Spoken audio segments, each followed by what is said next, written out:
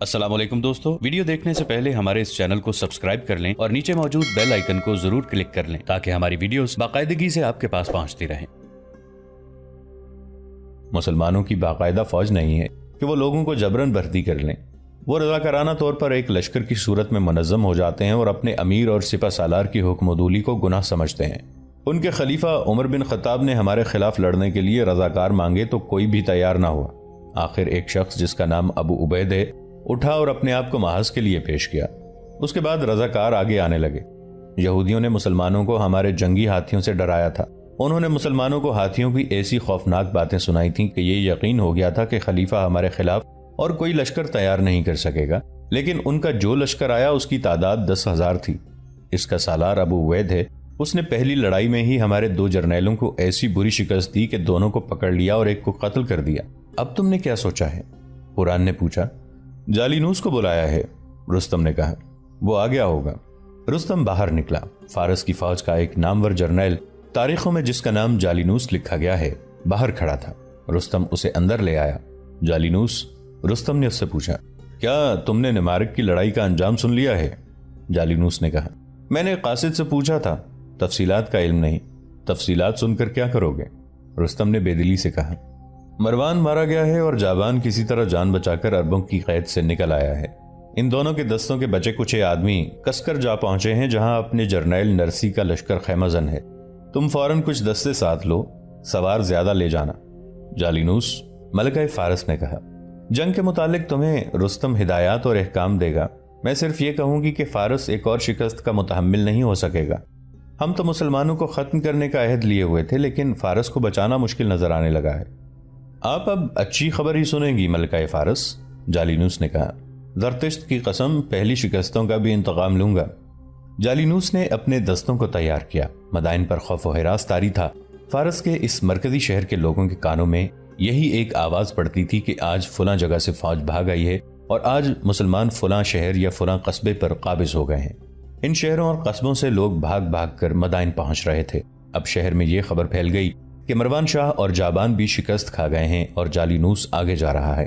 مدائن کی گلیوں میں مجذوب سا ایک آدمی اوٹ پٹانگ بولتا اکثر نظر آیا کرتا تھا۔ لوگ اسے کھانے کے لیے کچھ دے دیا کرتے تھے۔ جب جالینوس کمک کے دستے تیار کر رہا تھا، یہ مجذوب شہر کے ایک دروازے سے باہر نکلا۔ وہ حسب معمول کبھی اونچی کبھی دھیمی آواز میں کچھ نہ کچھ بولتا جا رہا تھا۔ کسی نے اس کی طرف توجہ نہ دی۔ وہ شہر سے کچھ دور چلا گیا۔ آگے زمین نشیبی تھی اور درخت خاصے زیادہ تھے۔ مجذوب نشیب میں اتر گیا اور ادھر ادھر دیکھنے لگا۔ آجا آجا، اسے آواز سنائی دی، جلدی آ۔ یہ ایک آدمی کی آواز تھی جو ایک گھوڑے کی لگام پکڑے ایک گھنے جھنڈ میں کھڑا تھا۔ اسے دیکھتے ہی مجذوب دوڑتا ہوا اس تک پہنچا۔ سوار ہو جاؤ اور نظر نہ آؤ، گھوڑے والے نے کہا۔ ابو عبید نمارق میں ہوگا، اسے یہاں کی پوری اطلاع دو۔ تم نے سب کچھ اپنی آنکھوں سے دیکھ لیا ہے، کچھ اور بتانے کی ضرورت نہیں، مجذوب نے کہا۔ مجھے جالینوس کی کمک سے بہت پہلے ابو عبید تک پہنچنا ہے، اللہ حافظ۔ اور مجذوب نے گھوڑے کو ایڑ لگا دی۔ وہ کوئی مجذوب نہیں تھا بلکہ ایک ذہین اور دماغی لحاظ سے چاق و چوبند رہنے والا عربی مسلمان اشر بن اسامہ تھا۔ خالد رضی اللہ عنہ بن ولید نے جہاں فن حرب و ضرب اور جنگی قیادت میں ایسا مقام پیدا کیا تھا کہ دشمنوں نے بھی انہیں خراج تحسین پیش کیا، وہاں جاسوسی کا ایسا نظام قائم کیا تھا کہ دشمن کی نقل و حرکت کا انہیں خاصا قبل از وقت علم ہو جاتا تھا۔ انہوں نے خصوصی طور پر عقل مند اور جانباز قسم کے جاسوس دشمن کے شہروں میں بھیج دیے تھے۔ اشر بن اسامہ انہی جاسوسوں میں تھا جو مجذوب اور پاگل بن کر مدائن میں کبھی داخل ہوا تھا۔ شہر والے ہر روز اسے کہیں نہ کہیں بیٹھا کھڑا یا چلتا پھرتا اور کچھ نہ کچھ بولتا دیکھتے تھے، لیکن یہ کبھی نہیں دیکھا تھا کہ رات کو وہ کہاں غائب ہو جاتا ہے۔ وہ راتیں ایک عراقی عیسائی کے گھر میں گزارتا تھا۔ یہ عیسائی دراصل عرب تھا اور مدائن میں جا کر آباد ہو گیا تھا۔ اس کی ہمدردیاں عربوں کے ساتھ تھیں۔ اس کے علاوہ مسلمان جاسوسوں کو اپنی پناہ میں رکھنے اور انہیں معلومات فراہم کرنے کا اسے معاوضہ ملتا تھا۔ جالینوس ابھی اپنے دستوں کے ساتھ مدائن سے نہیں نکلا تھا کہ اشر بن اسامہ سپہ سالار ابو عبید کے پاس پہنچ گیا۔ ابو عبید پاگلوں جیسے حال حلیے کے اس آدمی کو دیکھ کر حیران ہوئے کہ اتنی اچھی نسل کا اور اتنا تندرست اور توانا گھوڑا کہاں سے لایا ہے۔ میرا نام اشر بن اسامہ ہے، اس نے اپنا تعارف کراتے ہوئے کہا۔ مدائن سے آ رہا ہوں، جاسوسی کے لیے کچھ عرصہ وہیں رہا۔ خدا کی قسم، ابو عبید نے کہا، میں مان نہیں سکتا کہ تم جیسا آدمی جاسوس ہو سکتا ہے۔ کیا کسی سالار کو جانتے ہو؟ اگر مسنہ بن حارثہ یہاں موجود ہیں تو وہ مجھے پہچان لیں گے، اشر نے کہا۔ مسنہ بن حارثہ ابو عبید کے ماتحت سالار تھے۔ انہیں بلایا گیا، انہوں نے اشر کو پہچان لیا اور ابو عبید کو بتایا کہ یہ اپنا ہی آدمی ہے، اب میری بات سنیں۔ اشر نے کہا، آپ کو شاید معلوم ہوگا کہ دجلہ اور فرات کے درمیانی علاقے میں کسکر ایک مقام ہے جسے سقاتیہ بھی کہتے ہیں۔ فارس کی فوج کے بہت سے دستے وہاں قیام کیے ہوئے ہیں۔ آپ نے جن دستوں کو شکست دی ہے ان کے بھاگے ہوئے آدمی سقاتیہ چلے گئے ہیں۔ وہاں کے جرنیل کا نام نرسی ہے، رستم اس کے لیے کمک بھیج رہا ہے۔ میرے حساب کے مطابق نرسی تک یہ کمک 4 روز بعد پہنچے گی۔ اشر بن اسامہ نے ابو عبید اور مسنہ کو بتایا کہ جالینوس کتنی کمک لا رہا ہے۔ ابو عبید کے لیے یہ اطلاع بڑی قیمتی تھی۔ ابن حارثہ، ابو عبید نے مسنہ بن حارثہ سے کہا، جو تجربہ اب تک تجھے حاصل ہو چکا ہے وہ مجھے حاصل نہیں، لیکن ہم جالینوس کی کمک سے پہلے سقاتیہ پہنچ جائیں تو خدا کی قسم ہم ان کی کمر توڑ ڈالیں گے۔ اللہ کا نام لے ابو عبید، مسنہ بن حارثہ نے کہا، فوراً کوچ کا حکم دے۔ تو نے امیر المؤمنین کی ہدایت پر عمل کیا ہے کہ کوئی قدم اٹھانے سے پہلے اپنے ساتھی سالاروں سے مشورہ کر لیا کرنا۔ تو نے ٹھیک سوچا ہے، اگر ہم فارسی جرنیل نرسی تک جالینوس سے پہلے پہنچ گئے تو اسے الگ اور جالینوس کو الگ شکست دے سکیں گے، اور اگر یہ اکٹھے ہو گئے تو ہمارے لیے مشکل پیدا ہو جائے گی۔ ابو عبیدہ نے اسی وقت کوچ کا حکم دے دیا۔ انہوں نے سالاروں، نائب سالاروں وغیرہ کو بتا دیا تھا کہ وہ کہاں جا رہے ہیں اور ہدف کیا ہے۔ غزوہ بدر سے یہ روایت چلی تھی کہ مسلمان تعداد میں کم تھے، دشمن نفری کے لحاظ سے 3 گنا طاقتور تھا، اس کے پاس گھوڑے زیادہ اور ہتھیار بہتر قسم کے تھے۔ رسول اللہ صلی اللہ علیہ وآلہ وسلم کی قیادت میں مجاہدین اسلام نے تعداد کی کمی اور ہتھیاروں کی کمتری کو جذبے اور جنگی فہم و فراست سے پورا کیا تھا۔ اس کے بعد یہی روایت چل پڑی کہ مسلمان ہر دور اور ہر میدان میں کم تعداد میں لڑے اور فتح یاب ہوئے۔ رسول اکرم صلی اللہ علیہ وآلہ وسلم نے مجاہدین میں دوسری خوبی یہ پیدا کی تھی کہ کوچ اور پیش قدمی اس قدر تیز ہوا کرتی تھی کہ دشمن حیران رہ جاتا اور بوکھلا اٹھتا تھا۔ ایک وصف اور جو خالد رضی اللہ عنہ بن ولید اور ان کے پائے کے سالاروں نے اپنے مجاہدین میں پیدا کیا تھا وہ یہ تھا کہ نظم و نسق برقرار رکھیں اور حکم کے بغیر کوئی حرکت نہ کریں۔ یہ تھی امیر کی اطاعت جسے مسلمان مذہبی فریضہ سمجھتے اور اس کی پابندی کرتے تھے، لیکن یہ خوبی اس وقت کے ہر امیر اور ہر سالار میں تھی کہ وہ ذاتی معاملات اور پسند اور ناپسند اور تعصبات سے پاک ہوتے تھے۔ دریائے دجلہ اور فرات کے درمیان ایک وسیع میدان میں فارس کا جرنیل نرسی اپنی فوج کے ساتھ خیمہ زن تھا۔ کسی بھی مورخ نے اس کے دستوں کی صحیح نفری نہیں لکھی۔ یہ لکھا ہے کہ اس کی فوج مسلمانوں سے تقریباً 2.5 گنا زیادہ تھی اور اس وقت کے جدید ہتھیاروں سے مسلح تھی، اور اس میں سواروں کی تعداد زیادہ تھی، ہر سوار کے پاس ایک برچی اور ایک تلوار تھی۔ علامہ شبلی نعمانی نے اپنی کتاب الفاروق میں 2 مورخوں بلازری اور ابو حنیفہ کے حوالے سے لکھا ہے، فارسی جرنیل نرسی کے ساتھ بہت بڑا لشکر تھا اور اس کے ساتھ کسرا کے 2 جرنیل آئی ہندویہ اور تیرویہ میمنا اور میسرا پر تھے۔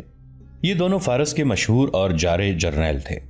ہر لڑائی میں ہندویہ فوج کے دائیں پہلو پر اور تیرویہ بائیں پہلو پر رہتا تھا اور یہ اپنے دشمن کو گھیرے میں لے کر ختم کر دیتے تھے۔ انہوں نے روم جیسی طاقتور فوج کو بہت بری شکستیں دی تھیں۔ نرسی ان دونوں جرنیلوں کے ساتھ مدائن سے آنے والی کمک کا انتظار اتنی بے تابی سے کر رہا تھا کہ ہر صبح ایک سوار کو مدائن کے راستے پر آگے بھیج دیتا کہ کمک دور سے آتی نظر آئے تو آ کر اطلاع کر دے۔ نرسی کی اس فوج میں کچھ ایسی صورت پیدا ہو گئی تھی جس سے فوج کا جذبہ مجروح ہو گیا تھا۔ یہ صورت مروان شاہ اور جابان کے ان فوجیوں نے پیدا کی تھی جو نمارک کی لڑائی میں مجاہدین سے شکست کھا کر بھاگے اور سقاتیہ نرسی کی فوج کے کیمپ میں جا پناہ لی تھی۔ شکست کی خفت کو مٹانے کے لیے انہوں نے مسلمانوں کی بہادری بلکہ خونخواری کی ایسی خوفناک باتیں بتائیں جیسے مسلمان انسان نہیں جنات اور بھوت ہوں۔ ہم جنوں بھوتوں سے تو نہیں لڑ سکتے۔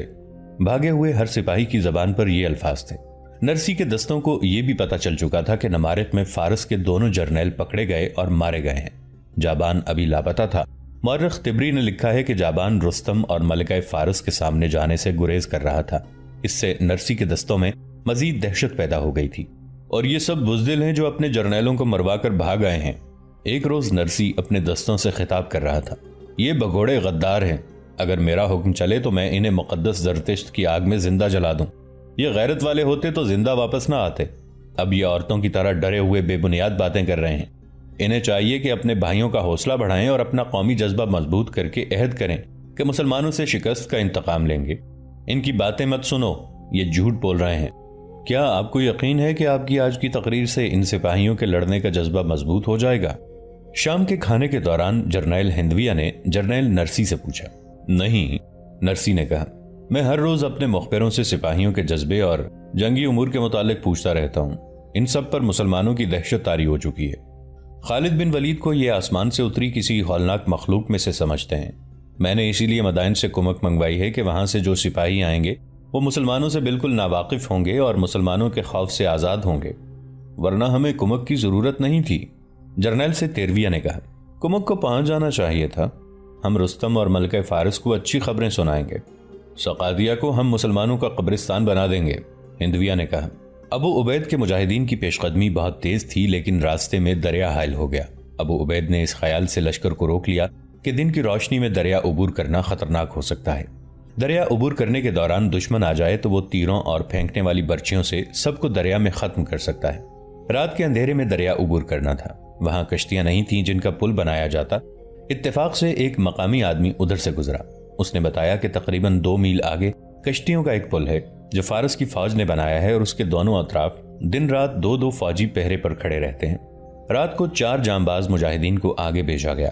پل سے ذرا ہی دور 3 مجاہدین چھپ گئے اور ایک پہرے داروں کے پاس چلا گیا. اس نے دونوں کو باتوں میں لگا لیا اور انہیں باتوں باتوں میں پل پر سے ادھر لے گیا.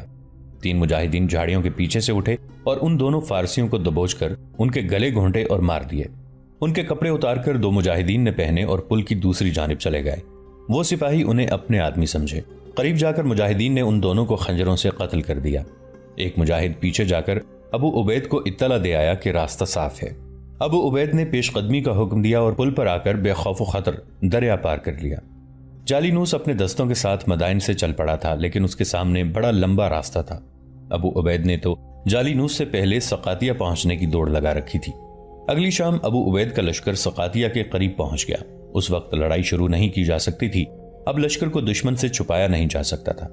قریب ہی ایک گاؤں میں گئے اور اعلان کیا کہ رات کو گاؤں میں کوئی بچہ بھی باہر نہ نکلے. اس کے ساتھ ہی گاؤں کے ارد گرد پہرے کھڑے کر دیے گئے.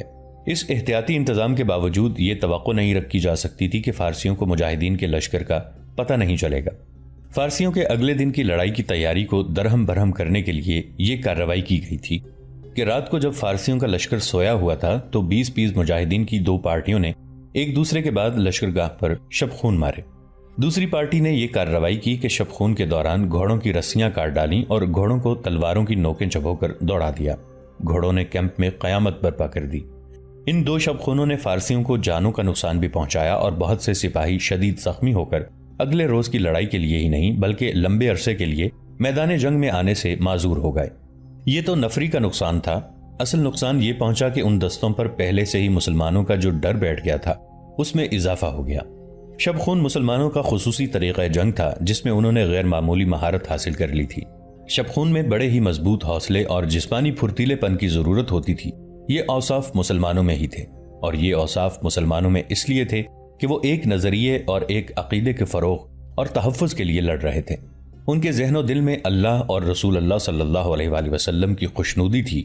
غیر مسلم مورخوں نے بھی لکھا ہے کہ مسلمان اپنے مذہبی عقیدے کے جنون کی کیفیت میں لڑتے تھے اور دوسری قوموں کی فوجیں اپنے بادشاہوں اور جرنیلوں کے حکم سے لڑتی تھیں.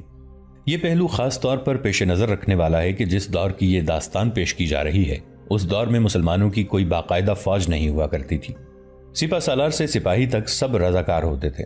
سب اپنی رضا و رغبت سے ایک جذبے سے سرشار میدان جنگ میں جاتے تھے. اس جنون, اس نظریے اور اس جذبے کا یہ کرشمہ تھا کہ ابو عبید کے جانبازوں نے ایک ہی رات میں 2 شب خون مارے اور دشمن کی جنگی تیاری اور خیمہ گاہ کو درہم برہم کر کے آ گئے. ایک یورپی تاریخ نویس نے اپنی انگریزی کتاب اسلام اور آتش پرست میں لکھا ہے کہ فارسیوں کے اس کیمپ میں کئی سپاہیوں کو یہ کہتے سنا گیا کہ یہ حملہ آور یعنی مسلمان انسان نہیں. صبح طلوع ہو رہی تھی. جرنیل نرسی, ہندویہ اور تیرویہ رات بھر کے جاگے ہوئے تھے. دستوں کو منظم کرنے کے لیے بھاگ دوڑ رہے تھے. وہ دیکھو, ایک بلند آواز تھی جس میں گھبراہٹ کا لرزہ تھا. اس آواز کی گھبراہٹ سارے کیمپ میں پھیل گئی. ہر کوئی ادھر دیکھ رہا تھا. 10,000 مجاہدین کا لشکر جنگ کی ترتیب میں آ رہا تھا. کیمپ میں کھلبلی بپا ہو گئی. حالانکہ فارسیوں کی نفری کوئی 30,000 تھی جس میں سوار زیادہ تھے. ان کے تینوں جرنیلوں کی حالت بہت بری ہو رہی تھی. کمک نہیں پہنچی, نرسی بار بار کہہ رہا تھا. دوسرے دونوں جرنیل اپنے دستوں کو ترتیب میں لا رہے تھے. جالینوس کمک لے کر مدائن سے چل پڑا تھا, لیکن اس کے سامنے 2 پڑاؤ کی مسافت تھی. ابو عبید, مسنہ بن حارثہ نے اپنے سپہ سالار ابو عبید سے کہا, کیا تم دشمن کو حملے میں پہل کرنے کا موقع دے رہے ہو؟ ان کی تعداد اور ان کے گھوڑے دیکھو۔ ابو عبید مجاہدین کے لشکر کو 4 حصوں میں تقسیم کر کے صف آرا کر چکے تھے۔ چوتھا حصہ محفوظہ کا تھا جسے ابو عبیدہ نے اپنے پیچھے رکھا تھا۔ مثنیٰ بن حارثہ کی للکار سنتے ہی ابو عبید نے حملے کا حکم دے دیا۔ انہوں نے دائیں اور بائیں پہلوؤں کے دستوں کو پہلے ہی پھیلا کر رکھا کہ حملہ ہوتے ہی وہ دائیں بائیں پھیل جائیں اور دشمن کے عقب میں جانے کی کوشش کریں۔ مثنیٰ بن حارثہ دائیں پہلو پر تھے۔ وہ خالد رضی اللہ عنہ بن ولید کے پائے کے سالار تھے اور خالد رضی اللہ عنہ کے ماتحت انہوں نے رومیوں کے خلاف گھمسان کے مارکے لڑے تھے اور خالد رضی اللہ عنہ سے بڑے کارآمد داؤ پیچ سیکھے تھے۔ اس کے علاوہ مثنیٰ نے عہد کر رکھا تھا کہ فارسیوں کو فیصلہ کن شکست دے کر آتش پرستی کے باطل کو ہمیشہ کے لیے ختم کرنا ہے۔ 10,000 مجاہدین کا یہ لشکر مثنیٰ مدینہ سے ساتھ لائے تھے۔ اس داستان کے شروع میں بیان ہو چکا ہے کہ مثنیٰ بن حارثہ خلیفۃ الرسول کی زندگی میں مدینہ یہ درخواست لے کر گئے تھے کہ انہیں ایک لشکر مل جائے تو وہ سلطنت فارس کو بنیادوں سے اکھاڑ دیں گے۔ اس وقت حضرت ابو بکر رضی اللہ عنہ بستر مرگ پر تھے۔ انہوں نے حضرت عمر رضی اللہ عنہ کو وصیت کی تھی کہ مثنیٰ کو لشکر تیار کر کے دینا ہے۔ حضرت ابو بکر رضی اللہ عنہ کی وفات کے بعد حضرت عمر رضی اللہ عنہ اور مثنیٰ بن حارثہ نے جس طرح عراق کے لیے لشکر تیار کیا تھا وہ ہم پہلے تفصیل سے بیان کر چکے ہیں۔ اب سقاطیہ کے مقام پر مثنیٰ دائیں پہلو پر تھے اور ان کے ساتھ سوار زیادہ تھے۔ انہیں غالباً معلوم تھا کہ فارسی جرنیل ہندویہ اور تیرویہ پہلوؤں سے حملہ کرنے کے ماہر ہیں۔ مثنیٰ اپنے دستوں کو بڑی تیزی سے اتنی دور باہر کو لے گئے کہ فارسیوں کا پہلو ان کے اندر آ گیا۔ بائیں پہلو پر ایک صحابی سالار سلیت رضی اللہ عنہ بن قیس تھے۔ انہوں نے بھی مثنیٰ بن حارثہ والی چال چلی اور اپنے دستے کو دور بائیں طرف لے گئے اور فارسیوں کے پہلو کو اپنے گھیرے میں لے لیا۔ مجاہدین کا یہ حملہ ایسا اچانک اور اتنا شدید تھا کہ فارس کی یہ فوج زیادہ دیر ٹھہر نہ سکی۔ پیچھے دریا تھا۔ مثنیٰ اور سلیت نے پہلوؤں سے فارسیوں کو گھیرے میں لے لیا تھا۔ فارسی سپاہیوں کا لڑنے کا حوصلہ پہلے ہی کمزور ہو گیا تھا۔ گزشتہ رات کے شبخون نے الگ دہشت طاری کر دی تھی۔ فارسی بڑھ کر حملہ کرنے کی بجائے دفاعی لڑائی لڑنے لگے اور ان کے ساتھ ہی بعض نے بھاگنا بھی شروع کر دیا۔ وہ دریا میں کود رہے تھے۔ زیادہ دیر نہیں گزری تھی کہ میدان فارسیوں کی لاشوں سے اٹ گیا۔ نرسی کا پرچم گر پڑا۔ اس فتح کے بعد مجاہدین فارسیوں کی خیمہ گاہ اور میدان جنگ سے مال غنیمت اکٹھا کر رہے تھے اور اشر بن اسامہ سپہ سالار ابو عبید کو ڈھونڈتا پھر رہا تھا۔ سپہ سالار اشر نے ابو عبید کو کہیں دور دیکھ کر پکارا اور اس کے قریب جا کر گھوڑے سے اترا۔ کیا خبر لائے ابن اسامہ؟ ابو عبید نے اشر سے پوچھا۔ مدائن سے آنے والی کمک یہاں سے ایک پڑاؤ دور ہے، اشر نے کہا۔ آج رات مدائن کے یہ دستے بار سما کے قریب کڑاؤ کریں گے، اشر نے میدان جنگ کی حالت دیکھ کر کہا۔ خدا کی قسم آپ نے آتش پرستوں کی کمر توڑ ڈالی ہے، یہ اللہ کا کرم اور تیری محنت کا کرشمہ ہے ابن اسامہ، ابو عبید نے کہا۔ تو مدائن سے جو خبر لایا تھا وہ ہمارے کام آئی، یہ تیری جاسوسی کا ثمرہ ہے۔ کمک کی نفری کتنی ہے؟ اتنی ہی ہے جتنی کو آپ نے یہاں کاٹ بھی دیا ہے اور بھگا بھی دیا ہے، اشر نے جواب دیا۔ اس کا سالار جالینوس ہے جسے فارس کے لوگ میدان جنگ کا دیوتا کہتے ہیں۔ کمک میں سوار دستے پیادوں سے زیادہ ہیں۔ اشر بن اسامہ بڑا ہی ہوشیار جاسوس تھا جو مدائن سے خبر لایا تھا کہ مدائن سے نرسی کو کمک جا رہی ہے اور نرسی سقاطیہ کے مقام پر ہے۔ ابو عبید نے جب اپنے لشکر کو سقاطیہ کی طرف کوچ کا حکم دیا تھا اسی وقت اشر کو اس علاقے کی طرف روانہ کر دیا تھا جدھر سے مدائن سے سقاطیہ کو کمک نے گزرنا تھا۔ اشر کے ذمے یہ کام تھا کہ کمک کے متعلق جو بہت اہم اطلاع ہو وہ سقاطیہ پہنچائے۔ اشر یہودی پیشوا کے بہروپ میں گیا تھا اور بر وقت اطلاع لے آیا تھا کہ کمک بار سما تک پہنچنے والی ہے اور رات وہاں پڑاؤ کرے گی۔ لیکن سپہ سالار اشر بن اسامہ نے ایک اور خبر سنائی۔ آپ کمک پر بے خبری میں حملہ نہیں کر سکیں گے۔ میں نے راستے میں اس لڑائی سے بھاگے ہوئے سواروں کو بار سما کی طرف جاتے دیکھا ہے۔ میں نے 2 سواروں کو آپس میں اس لڑائی کی باتیں کرتے بھی سنا ہے۔ میں وہیں سمجھ گیا تھا کہ میرے بھائیوں نے سقاطیہ کا میدان مار لیا ہے۔ آپ کو سنبھل کر جانا پڑے گا، دشمن نے کہیں گھات نہ لگا رکھی ہو۔ میدان جنگ کے بگھوڑے گھڑ سوار کچھ دیر تک بار سما پہنچ جائیں گے۔ ان سے اس لڑائی کی خبریں سن کر وہ اپنے دستوں کو رات کو بھی تیاری کی حالت میں رکھے گا۔ اللہ ہمارے ساتھ ہے ابن اسامہ، ابو عبید نے کہا۔ تو جا اور کچھ آرام کر لے، ہم نے سورج غروب ہوتے ہی بار سما کی طرف کوچ کر جانا ہے۔ ابو عبید نے اپنے سالاروں مثنیٰ بن حارثہ اور سلیت بن قیس کو بلایا اور انہیں بتایا کہ اشر کیا خبر لایا ہے۔ کیا یہ بہتر نہیں ہوگا کہ ہم بار سما کی طرف پیش قدمی کریں؟ ابو عبید نے دونوں سالاروں سے پوچھا۔ یا تم یہ بہتر سمجھتے ہو کہ جالینوس کا یہاں انتظار کیا جائے؟ دوستو آج کے لیے اتنا ہی۔ اسی کہانی کی اگلی قسط کے ساتھ بہت جلد حاضر ہوں گے۔ نیچے کامنٹ سیکشن میں اپنی رائے کا اظہار ضرور کیجیے گا۔ ہمارے اس چینل کو سبسکرائب کر کے نیچے موجود بیل آئیکن کو بھی ضرور کلک کیجیے گا۔ اگلی ملاقات تک کے لیے ہمارا اور آپ کا اللہ نگہبان۔